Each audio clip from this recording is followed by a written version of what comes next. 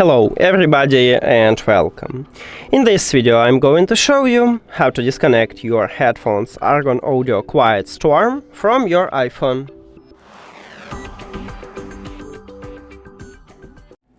You have to start by open Settings and then go to the Bluetooth.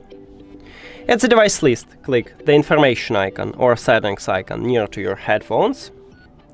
And right here at the third line we have a button Disconnect.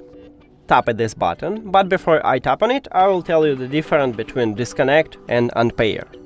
So when you select to disconnect your headphones, you will stop Bluetooth connection with your headphones, but leave them at the device list, and in the future you can reconnect them if these headphones do not connect it with another devices.